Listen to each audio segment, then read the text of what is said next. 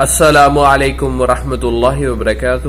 بسم اللہ والحمد للہ والصلاة والسلام علی رسول اللہ وآلہ وصحبہ اجمعین۔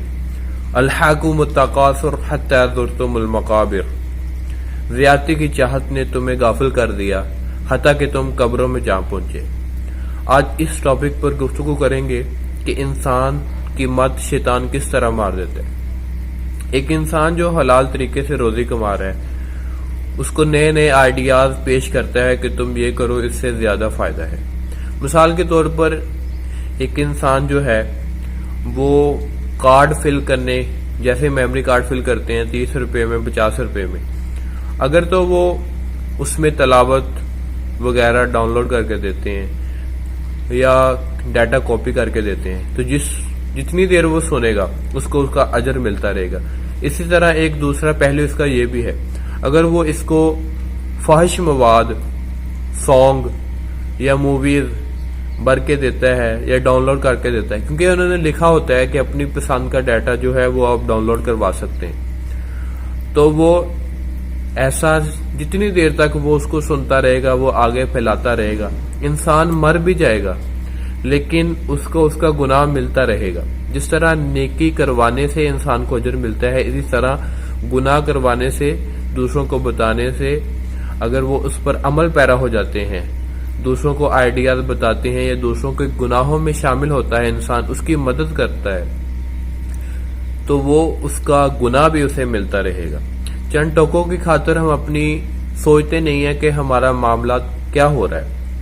اللہ کے نبی نے فرمایا کہ میری امت کے تمام گناہ جو ہیں وہ معاف ہیں سوائے اعلانیہ گناہوں کے۔ اعلانیہ گناہ کیا ہے؟ ایک شخص رات کو کوئی کام کرتا ہے، رات کو گناہ کرتا ہے تو صبح کو بتاتا ہے میں نے فلاں کے ساتھ فلاں کیا، حتیٰ کہ اللہ تعالیٰ نے اس کے گناہوں پر پردہ ڈالا ہوتا ہے۔ اسی طرح ہمارے جو بھائی ہیں وہ رات کو مووی دیکھتے ہیں یا کسی کے ساتھ غلط کام کرتے ہیں تو وہ صبح کو بتلاتے ہیں، فخریہ بتاتے ہیں کہ میں نے یار آج یہ کیا، آج تیرے بھرا نے آہ کیتا ہی۔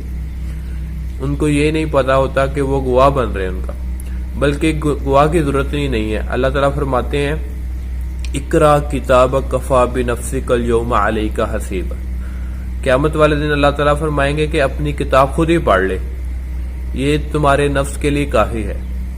آج اپنا کھاتا خود ہی پڑھ لے، کسی کو بتانے کی ضرورت نہیں ہے۔ اور جو دوسروں میں لنک شیئر کرتے ہیں فحش مواد کے، یا آپ سانگ وغیرہ یا مووی کے سین جو ہے واٹس ایپ اسٹیٹس پر لگاتے ہیں یا فیس بک پر شیئر کرتے ہیں تو اس کا گناہ جتنے دیکھیں گے آپ کو ملتا رہے گا۔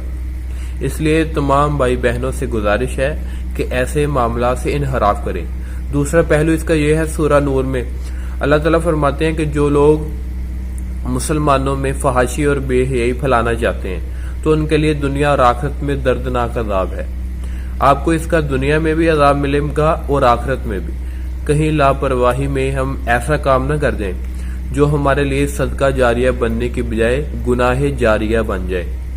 اس لیے حلال طریقے سے روزی کمائیں اور ان باتوں کا خیال رکھیں کہ ایسے گناہ ہم ہرگز نہ کریں جو ہمارے مرنے کے بعد بھی ہمارے اکاؤنٹ میں جمع ہوتے رہیں۔